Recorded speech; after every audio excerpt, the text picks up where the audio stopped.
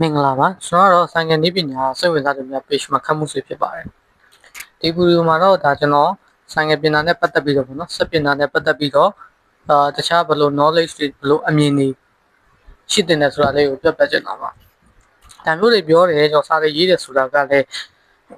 စိတ်ကူးရင်ပြီးတော့ဒါပြောတယ်ရေးနေတာမျိုးတွေမဟုတ်ဘူးကိုကြုံခဲ့ရတယ်ပေါ့နော်ကိုဘွားတစ်လျှောက်လုံးမှာစက်ပညာတဲ့တစ်လျှောက်လုံးမှာကြုံခဲ့ရတဲ့အခက်အခဲတွေအဲ့ဒီအခက်အခဲတွေကိုဘလို့ဖြည့်ရှင်းကြလဲဆိုတာမျိုးတွေရယ်ခုနောက်ပိုင်းပြန်ကျွန်တော်တို့အများကြီးပစ်ဆက်ပြီးတဲ့အခါမှာသိတယ်ဘယ်လိုမျိုးပြောင်းလဲလိုက်လို့ရှိရင်အဲ့ဒီချိန်တော့ငါဘယ်လိုအတွေ့အကြုံဝင်ခဲ့ဒီချိန်မှာဘယ်လိုဖြစ်လာနိုင်လဲပေါ့နော်ဒါတွေကိုပြန်တွေးမိတာလည်းရှိတယ်ဒါတွေကိုပြန်ပြီးတော့ share ရမယ်လို့ဒါတွေပုံမှာ motive ပြီးတော့နောက်ညီကိုတွေအနေနဲ့အချိန်ကုန်တာတွေတက်တာပြီးတော့ဘယ်လိုလုပ်တင်တယ်ဆိုတာအမြင်တွေရှိအောင်ပြောပြချင်တာပါဒါတွေကလည်းဘာကြောင့်ပြောပြလဲဆိုလို့ရှိရင်အမှန်တိုင်းပြောရရင်ကျွန်တော်ဒီစက်ပြင်နဲ့ညီကိုတွေကိုကိုချင်းစာအကြောင်းလည်းပါတယ်ပေါ့နော်ကျွန်တော်တို့အမြင်ညာတစ်မျိုးရှိတယ်တချို့ဆိုလို့ရှိရင်ဒါနယ်ပယ်တူလို့ရှိရင်ဒါပြိုင်မက်လို့ပြောတတ်မှတ်ပြီးကျွန်တော်တို့ကြတော့ဒါဝါသနာတူလို့ရှိရင်ပို့ပြီးတော့လေးစားတယ်respect ပေးတယ်ပေါ့နော်ဒါဝါသနာတူညီကိုတွေကျွန်တော်တို့အကောင်းဆုံးလက်တွဲလို့ရတယ်ဒီလိုမျိုးပေါ့နော်စိတ်တူကိုယ်တူတွေဆိုရင်ကျွန်တော်ပို့ပြီးတော့တန်ဖိုးထားတယ်ပို့ပြီးတော့ကိုချင်းစာတယ်ပေါ့နော်โอเคဒါဆိုရင်ကျွန်တော်အရိကလုံရင်းကိုဆက်ပြီးတော့ပြောအောင်ပေါ့နော်ကျွန်တော်ဒီလက်တွေ့ဘဝမှာလက်မခံခြင်းတော့အမှန်တရားတွေရှိတယ်ဒါကတော့အမြင်တွေပေါ့နော်စက်ပြင်နေဗျာအမျိုးမျိုးတော့ရှိတယ်သွားပြီးတော့ပြောလို့တော့မရဘူးနော်တချို့ကဝါသနာအရာအကုန်ပိတ်ဆက်ပြီးပြင်တာဗျာတကယ်အဲ့လိုဆရာတွေအများကြီးရှိတယ်ပတ်စံတစ်ခုတည်းပဲမကြည့်ဘူးသူတို့ဝါသနာကြောင့်ဘဝတစ်ခုလုံးပိတ်ဆက်ပြီးတော့ပြင်တာမျိုးရှိတယ်ဒါတပိုင်းပေါ့နော်ဒါကြောင့်လည်းကြည့်ကြည့်လိုက်ဗျာဒါအနည်းဆုံးရှင်းပြမယ်ပေါ့နော်တကယ် professional ဆက်ဆရာတွေလုံးဝဒီအရန်တော်တဲ့ဆက်ဆရာတွေရှိတယ်တကယ်ဒေဒီကျဆက်ဆရာတွေရှိတယ်နောက်တစ်မျိုးကြတော့ဥပမာဗျာရိုးရိုးဘီလောက်ပဲပြင်တတ်တဲ့ဆက်ဆရာတွေရှိတယ်ပတ်စံတစ်ခုတည်းဒါကြည့်မယ်ဆိုလို့ရှိရင်ဗျာအဲ့ဒီတကယ် professional ဆက်ဆရာတွေကတာမန်ဘဝမျိုးနေနေရတဲ့အချိန်မှာရိုးရိုးပြီးပဲပြင်ပြီးတော့ဒါအဆင်ပြေနေတဲ့လူတွေလည်းအများကြီးရှိတယ်ဗျာဒါလေးကိုမြင်ဒီလိုအမြင်လေးမြင်စေချင်တာပေါ့နော်ဥပမာဒီကျွန်တော်တို့ဒီဆိုင်ငယ်နဲ့ပတ်သက်ပြီးတော့ပြောမယ်ဆိုလို့ရှိရင်ဗျာခုနကရိုးရိုးပြီးပြင်တဲ့လူတွေပေါ့နော်နောက်တစ်ခုကပစ္စည်းရောင်းတဲ့လူတွေဒါမှအများကြီးအများကြီးကွာရှသွားတယ်အများကြီးကွာရှသွားတယ်ဆိုတာဒီနယ်ပယ်ကလည်းအများကြီးကျေပြတ်ပါတယ်တကယ်ကိုက professional ဆန်လုံးမယ်တကယ်ဝါသနာတော့လိုက်လေပို့ပြီးတော့ပေးဆက်ရတယ်ပဲဒီနယ်ပယ်မှာပေါ့နော်ဝါသနာနောက်ကိုလိုက်လေပို့ပြီးတော့ပေးဆက်ရတယ်ကျွန်တော်အချိန်တွေအများကြီးပေးဆက်ရတယ်အများကြီးလေ့လာရတယ်အခက်အခဲတွေအများကြီးကိုဖြေရှင်းရတယ်ဆုံးရှုံးမှုတွေအများကြီးရှိတယ်ဒီ upgrade တွေလောက်လာလေဆုံးရှုံးမှုတန်ဖိုးတွေပို့ပြီးတော့များလာလေဖြစ်တယ်ဥပမာရိုးရှင်းရှင်းပြောရရင်ဗျာရိုးရိုးတရုတ်ပြည်တစ်စီးကလည်းကျွန်တော်တို့လိုက်တယ်တခုခုမှားခဲ့ရင်တော့မှဖြူလောက်ပဲပြတ်မယ်ဆိုပေမဲ့ကျွန်တော် EFI ဆိုင်ရဲ့ click လိုဟာမျိုးတွေပေါ့နော်ဒါမျိုးတွေတခုခုမှားခဲ့မယ်ဆိုတော့ ECU လင်းနိုင်တယ်ဗျအဲ့ဒါကျွန်တော်ပြောချင်တာနေပညာတွေပို့ပြီးမြင့်လာတယ်အဲ့ဒီနေပညာသားကိုကျွန်တော်လိုက်လေအမှားဆိုတာရှိပါပဲအဲ့ဒီအမှားတွေကျွန်တော်ကဆုံးရှုံးမှုတွေပိုများတယ်အဲ့ဒီတော့အဓိကပြောချင်တာကဝါသနာနောက်ကိုလိုက်လေကျွန်တော်အများကြီးပို့ပြီးပေးဆက်ရတယ်အချိန်တွေရောငွေတွေရောပေါ့နော်ဒါမျိုးတွေအများကြီးပေးဆက်ရတယ်အဲ့တော့ဘာပြောချင်တာဆိုတော့တချို့ကြတော့ဒီ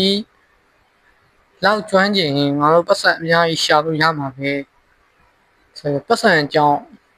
တိုးလာတဲ့တွေလည်းအများကြီးရှိတယ်ပေါ့နော်ဒါကတော့ကျွန်တော်လက်ရှိတာ online class လုပ်နေတော့ဒါကြုံရတာလေးတို့ဒါ share လုပ်တာမှာ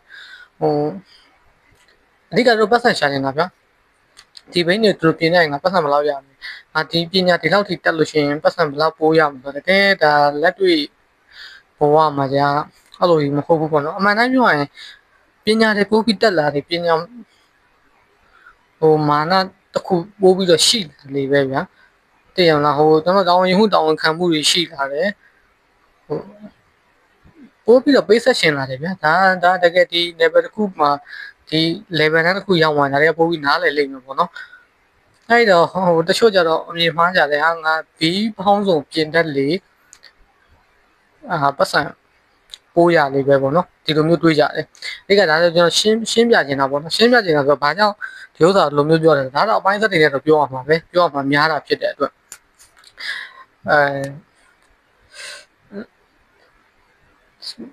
online class လာတက်ကြတယ်ဗျာသူရည်ရွယ်ချက်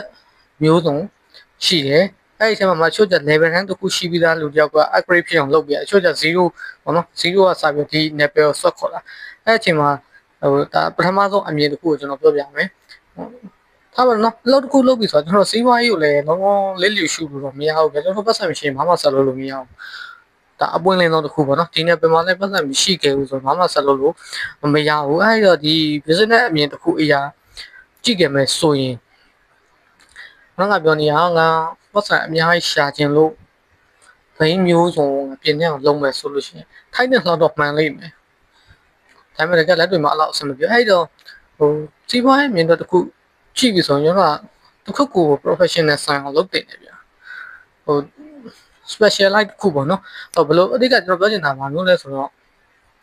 နံပါတ်1ဘာတွေကိုအရင်ဆုံးလေ့လာရင်ဘာတွေဦးစားပေးပြင်ရမှာလဲဗျာဥပမာကိုနေကကိုရှိကိုဆိုင်က10စီးလာတယ်ဗျာဟောဘောနော်ကိုရှိကိုဆိုင်က10စီးလာတယ်9စီးလောက်ကရိုးရိုးပြီးဖြစ်ခဲ့တယ်10စီးလောက်ပဲ EFI ဖြစ်ခဲ့မယ်အဲ့လိုအချိန်တွေမျိုးမှာဗျာကျွန်တော်တို့တည်ငါဘာလို့လဲဆို EFI အတွက်ပဲအသေးအတန်တွေကျွန်တော်ပေးဆက်ပြီးကရိုးဘေးတွေပဲများနေလို့ရှိရင်ဒါစီးပွားရေးအနေနဲ့ကြည့်မယ်ဆိုရင်တော့ဒါအဆင်မပြေနိုင်ဘူးဗျာအဲ့တော့နံပါတ်1ဒီစီးပွားရေးဒီ level တစ်ခုကိုဥမာ level တစ်ခုရှိပြီးသားညီကိုတွေကိုပြောတာတော့မဟုတ်ဘူးပေါ့နော်စပြီးတော့လုံးမဆိုရင်အရင်ဆုံးဘေးပေါင်းဆုံးပြင်းတဲ့ဖို့ level အမြင့်ရနေထားတဲ့ငါပဲနေထားမှာစိုင်တန့်ဖွင့်မယ်ဆိုတာမျိုးတော့ကို level မှာပဲအနေထားစပြီးတော့ဗာလုံးတင်လေဒါလေးတွေကိုနံပါတ်1စဉ်းစားတင်နေပေါ့နော်ဟိုရိုးရိုးပြီးများလို့ရှိရင်ရိုးရိုးပြီးစပြီးတော့အဆင်ပြေခုလက်ရှိတည်းကျုံးနေရတာပဲလေကဲ AFI တိတန့်ပြင်းတဲ့သူတွေရှိတယ်ဗျာ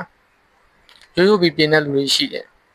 ဒါပေမဲ့ရိုးရိုးပြီးပြင်းတဲ့လူတွေကအများကြီးပို့ပြီးအဆင်ပြေနေတယ်တဘုံမျိုးဘာကြောင့်လဲဆိုရိုးရိုးပြီးအများကြီးပို့ရှိတာ哦အဲ့တော့အဲ့ဒီမှာကျွန်တော်စီးပွားရေးနဲ့တချို့ဆိုလို့ရှိရင်ကြည့်လိုက်ဗျာပြင်းတဲ့နေရာမှာတဖြည်းဖြည်းသူတို့ business အမြင်တွေကပို့ပြီးအဆင်ပြေလာပါတော့ရိုးရိုးပြီးပဲပြင်နေဗျာEFI 10စီးမှာ9စီးလောက်ရိုးရိုးပြီးလာတယ်10စီးလောက်ပဲ EFI နာမှာဆိုအဲ့ဒီ EFI တော့လောလောဆယ်လွတ်ထားတယ်နောက်များလာရင်တော့ဒီမျိုးသူတို့တွေးနေပြီပေါ့နော်လွတ်ထားတယ်ပြီးတဲ့အခါမှာဘာလုပ်လဲဆိုရင်ရိုးရိုးပြီးနဲ့ပတ်သက်ထားတယ်သူတို့ဝင်ရောင်းလို့ရှိရင်လုံးမယ်ဗျာပစ္စည်းရောင်းမှဒီဟာနေပြီးတော့တဖြည်းဖြည်းသူတို့ရဲ့ဒီ business ကို upgrade လုပ်လိုက်လာတယ်ဒါမျိုးပဲပေါ့နော်တချို့ရှိတယ်တကယ်တော်တယ်ကျွန်တော်တင်တန်းသားတွေထဲမှာလည်းရှိတယ်တကယ်တော်တဲ့သူတွေရှိတယ်ဒါပေမဲ့သူတို့ကအကုန်လုံးအဆက်ဆက်ရရအဆင်ပြေမှစမယ်ဆိုတဲ့သူတွေရှိတယ်ပေါ့နော်အကုန်လုံးကအဆင်ပြေမှအကုန်လုံးစပြီးတော့လုပ်မယ်ဆိုပြီးတော့တွေးရလူတွေနဲ့ခုနကကျွန်တော်ပြောနေရတယ်ပေါ့နော်တဖြည်းဖြည်းbusiness အမြင်နဲ့ကြည့်တယ်ပြီးရင်ဘယ်လို grow လုပ်မလဲဆိုတော့တွေးတယ်ဒီလိုလူမျိုးတွေရပိုးပြီးတော့အဆင်ပြေတာများတယ်ပေါ့နော်background ရှိတဲ့သူတွေအတွက်ကတော့တမျိုးပေါ့နော်အဲ့တော့ကိုက0ကနေပြီးစမယ်ဆိုကျွန်တော်ပြောနေတာကိုနယ်ပင်မှာလောဘမကြည့်နဲ့ပေါ့နော်ဘယ်အလွယ်ဆုံးမှာစမယ်ဘယ်ပဲနေဒီဘိန်းညမှာရိုးပဲဆိုတော့ရိုးပဲပြင်းပြင်းနေပြီးတော့ဘာလို့ရှင်လဲသူတွဲပြီးတော့ပေါ့နော်ရိုးပြီးတော့ကိုနာမည်တစ်ခုတိစောင်းမယ် personal brand တစ်ခုတိစောင်းမယ်လက်ရတိတ်တက်တာနာတယ်စနစ်တကျစေရနာပေါ်မှာနဲ့လုံးမယ်နောက်တစ်ချက်ကဒီဟာနဲ့ပတ်သက်ပြီးတော့ကျွန်တော်ဘာတွေလုပ်လို့ရလဲဝင်ရောင်းနေလုပ်လို့ရမှာလားပစ္စည်းရောင်းလို့ရမှာလားစသဖြင့်ဒီလိုမျိုးဒီကနေပြီးတော့တဆင်ကိုဒီ business ကို upgrade လုပ်ရမှာပေါ့နော်ဒါအကျန်းလေးတစ်ခုပြောတာပါနောက်ကျွန်တော် video တစ်ခုမှာဒါနဲ့ပတ်သက်ပြီးတော့ငါပြောစရာလေးရှိပါတယ်နောက် video တစ်ခုမှဆက်ပြီးတော့ကြည့်ပေါ့နော်ဒါလောလောဆယ်ပထမလေးအမြင်လေးတစ်ခုဒီလိုလေးမြင်နေအောင်ပြောပြတာပါ online class တက်ရှင်တဲ့ညီကိုတွေကလည်းကျွန်တော်ဆိုင်ကနေပညာစိတ်ဝင်စားသူများဆိုတဲ့ page messenger မှာဆက်သွယ်တက်ရောက်လို့ရပါတယ်ရိုးရိုးဗီဒီယိုလည်းရတယ် EFI အတွက်လည်းရတယ် audio ပုံနားထောင်နေတဲ့ညီကိုတွေအတွက်လည်းရပါတယ်